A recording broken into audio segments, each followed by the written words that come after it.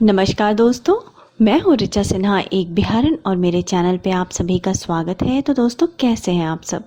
ये बताने के लिए जल्दी से मेरे कमेंट बॉक्स में जय माता दी लिख दीजिए। माता रानी आप सभी की सारी मनोकामनाएं पूर्ण करें। दोस्तों, आज के वीडियो में शीघ्र विवाह के संजोग बने, विवाह में आ रही बाधाएं दूर हो, मनपसंद जीवन साथी की प्राप्ति हो, इसके लिए उपाय और टोटके बताए हैं। क्योंकि इससे संबंधित लगातार प्रश्न पूछे जा रहे थे कि विवाह में बहुत बाधाएं आ रही हैं, उम्र बहुत ज्यादा हो गई है लेकिन शादी नहीं हो पा रही है, बात बनते बनते बिगड़ जाती है या मनपसंद जीवन साथी नहीं मिल पा रहा। इस वीडियो में मैंने विस्तार पूर्वक समझाने की कोशिश की है कि ऐसा क्यों होता है, विवाह के संजोग क्यों नहीं बनते, इसके लिए आप कौन से छोटे छोटे वास्तु टिप्स फॉलो करें, उपाय करें, किन मंत्रों का जप करें। दोस्तों, इस वीडियो को ध्यानपूर्वक लास्ट तक जरूर देखिएगा और जो भी लड़के लड़कियां शादी की इच्छा रखते हैं और उनके विवाह में बाधाएं आ रही हैं, उनके साथ इस वीडियो को शेयर जरूर कीजिएगा। तो चलिए शुरू करते हैं। इससे पहले अगर आप मेरा वीडियो पहली बार देख रहे हैं, मेरे चैनल पे पहली बार आए हैं, तो मेरे चैनल को सब्सक्राइब कर लीजिए। वीडियो अच्छा लगता है तो लाइक जरूर कर दीजिएगा और परिवारजनों के साथ, दोस्तों के साथ शेयर कीजिएगा। अगर दोस्तों शादी में, विवाह में जो है बहुत प्रयत्न के बाद भी रुकावटें आ रही हैं, शादी नहीं हो पा रही, तो इसके कई कारण हो सकते हैं। इसके लिए आपको अपनी कुंडली का जो है पूर्ण तरीके से विश्लेषण जरूर कराना चाहिए। इसका कोई एक कारण नहीं है। इसके लिए आपके घर में वास्तु दोष भी हो सकता है, साथ ही कुंडली में मंगल दोष हो सकता है जिसकी वजह से विवाह में देरी होती है, या फिर अगर विवाह हो भी जाए तो पारिवारिक जीवन सुखी नहीं रहता। जो आपकी कुंडली का सप्तमेश होता है वो बलहीन हो, सप्तमेश मतलब सातवें घर का स्वामी, जो कि वैवाहिक जीवन पति का स्वामी होता है, वो बलहीन है। बृहस्पति ग्रह अगर बलहीन हो, कमजोर हो, नीच का हो, पीड़ित हो, या शुक्र ग्रह जो है नीच का हो, या फिर नवांश कुंडली में दोष हो, तो ये सारे कारण हो सकते हैं। तो आपकी कुंडली में कौन सा दोष है, इसके लिए कुंडली का विश्लेषण अति आवश्यक है। सही रोग की जानकारी होगी तभी उसकी सही दवा दी जा सकेगी।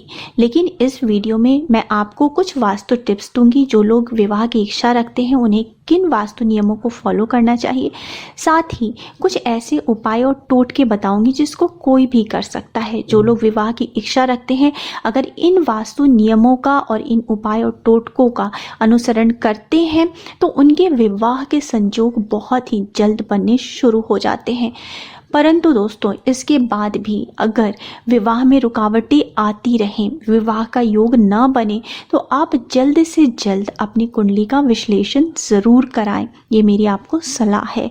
तो चलिए शुरू करते हैं दोस्तों। सबसे पहले तो वास्तु के हिसाब से बात कर लेते हैं। जो लड़के लड़कियां विवाह की इच्छा रखते हैं, उनका कमरा घर में किस दिशा में है, ये बहुत महत्वपूर्ण है। अगर लड़कियां अविवाहित हैं, उनके विवाह में बाधाएं आ रही हैं परंतु विवाह की इच्छा रखती हैं, तो उनका कमरा जो है उत्तर पश्चिम कोने में होना चाहिए। इस कोने में कमरा होने से उनके शीघ्र विवाह के संजोग बनते हैं। अगर उत्तर पश्चिम कोना घर में उपलब्ध नहीं है, वहां पे कमरा नहीं हो सकता, तो पश्चिम दिशा में कमरा हो, ये भी चलेगा।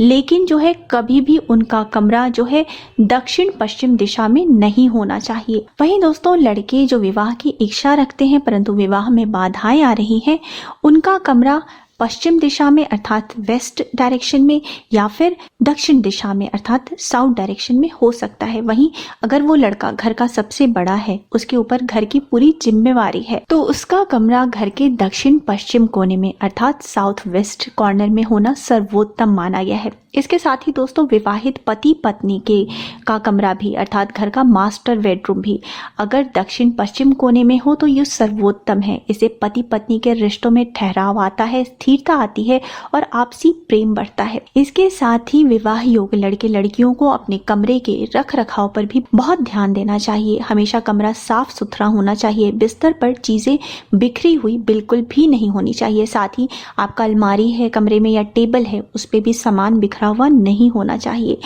पलंग के नीचे जो है किसी भी प्रकार का कबाड़ या कूड़ा इकट्ठा न होने दें। अगर आप बॉक्स वाले जो है पलंग पर सोते हैं तो कोशिश करें कि बॉक्स में किसी भी प्रकार का कबाड़ जो है या पुरानी चीज़ें, जो चीज़ें खराब हो गई हैं, उसको ना रखें, उसको हमेशा साफ सुथरा रखें।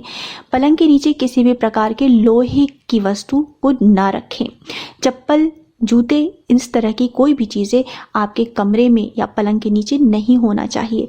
साथ ही अपने कमरे की दीवारों पे अच्छी पेंटिंग्स लगाएं। कभी भी डूबते हुए सूरज या रोते हुए किसी बच्चे की तस्वीर भूलकर भी अपने कमरे के दीवार पर न लगाएं। साथ ही दोस्तों, मैंने कई बार ऐसा देखा है कि लोगों की आदत होती है जिस बिस्तर पे वो सोते हैं उसी पर बैठ के भोजन भी करते हैं। ऐसा बिल्कुल भी ना करें। सोने वाले बेड पे, बिस्तर पे कभी भी भोजन ना करें। इससे सिर्फ विवाह में ही नहीं, जीवन के हर क्षेत्र में, हर काम में रुकावटें आती हैं। कोई भी काम सफल नहीं होता। रसोई घर में बैठ के भोजन करें या आपके घर में डाइनिंग स्पेस है, डाइनिंग टेबल है, वहां बैठ के भोजन करें। अपने सोने वाले कमरे में बेड पे बैठ के कभी भी भोजन ना करें। वैसे तो दोस्तों, हमारे ज्योतिष शास्त्र में शीघ्र विवाह के लिए कई उपाय और टोटके बताए गए हैं। मैं इसमें सारे तो कवर नहीं कर सकती, परंतु ज्यादा से ज्यादा आपको बताने की कोशिश करूंगी। दोस्तों, लड़कियों की कुंडली में बृहस्पति ग्रह जो है वो विवाह के कारक होते हैं। तो बृहस्पति ग्रह की स्थिति कमजोर होने से विवाह में रुकावटें आती हैं। तो बृहस्पति ग्रह को मजबूत करने के लिए छोटे छोटे उपाय अपनाए जा सकते हैं। जैसे कि जो लड़के लड़कियां विवाह की इच्छा रखते हैं, विवाह में बाधाएं आ रही हैं, उन्हें गुरुवार के दिन नहाने के पानी में चुटकी भर हल्दी मिलाकर के स्नान करना चाहिए। इसके अलावा स्नान के पश्चात पीले वस्त्र धारण करें। बृहस्पतिवार को भोजन में केसर का उपयोग भी जरूर करें।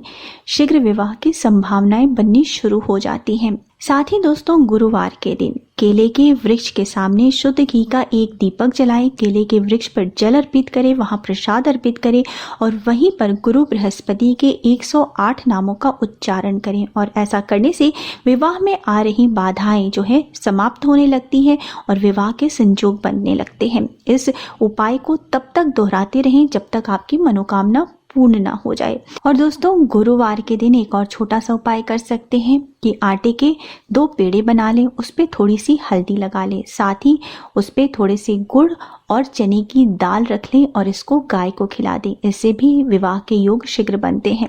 जो अविवाहित कन्याएं हैं, अगर किसी अन्य कन्या के विवाह में जाती हैं, शादी में जाती हैं, तो वहां दुल्हन के हाथों से जो है मेहंदी लगवा लें।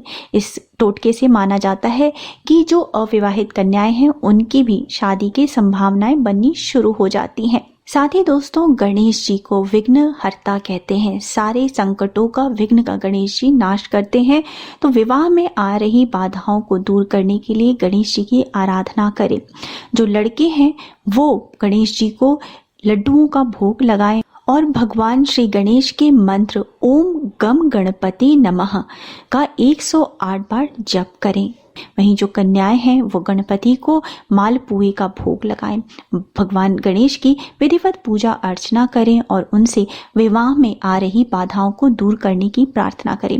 दोस्तों, हमें जीवन में जो भी कष्ट प्राप्त होते हैं वो ग्रह की किसी न किसी स्थिति की वजह से प्राप्त होते हैं। तो अपनी पूजा में जो है वो नवग्रह का यंत्र रखें और रोज नवग्रह के मंत्र का कम से कम 108 बार जप किया करें। 40 दिनों तक नवग्रह के इस मंत्र का प्रतिदिन 1 माला जप करने से यह मंत्र सिद्ध हो जाता है।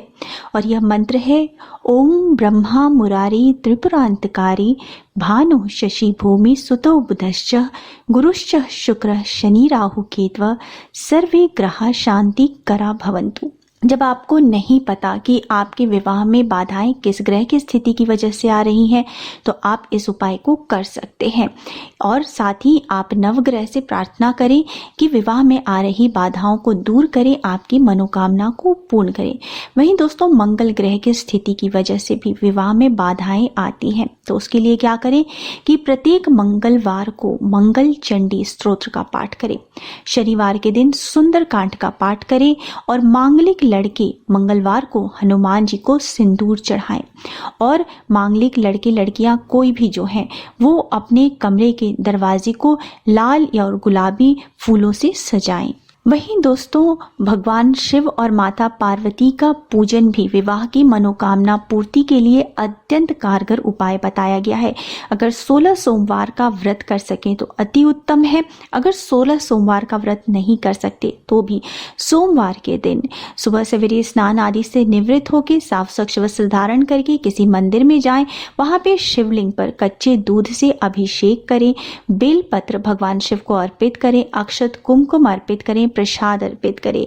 साथ ही वहां पे ओम नमः शिवाय या शिव चालीसा का आप वहां बैठ के पाठ कर सकते हैं। भगवान शिव से विवाह में आ रही बाधाओं को दूर करने की प्रार्थना करें। भगवान शिव और माता पार्वती को कच्चे सूते से एक सूत्र में बांधें और इस उपाय को करने से जल्द ही विवाह सूत्र में बनने के संजोग बनने शुरू हो जाते। वहीं दोस्तों सोमवार के दिन चने की दाल और कच्चे दूध का दान करें और यह प्रयोग तब तक करते रहना चाहिए हर सोमवार को जब तक कि जातक का विवाह ना हो जाए। तो दोस्तों आज के लिए बस इतना ही। अब मैं आपसे विदा लेती हूँ। उम्मीद है आपको मेरा आज का वीडियो पसंद आया होगा।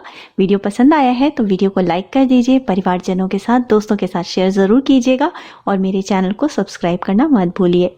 मिलते हैं अगले वीडियो में, तब तक स्वस्थ रहिए, सुरक्षित रहिए और अपना बहुत बहुत ध्यान रखिए। जय माता दी।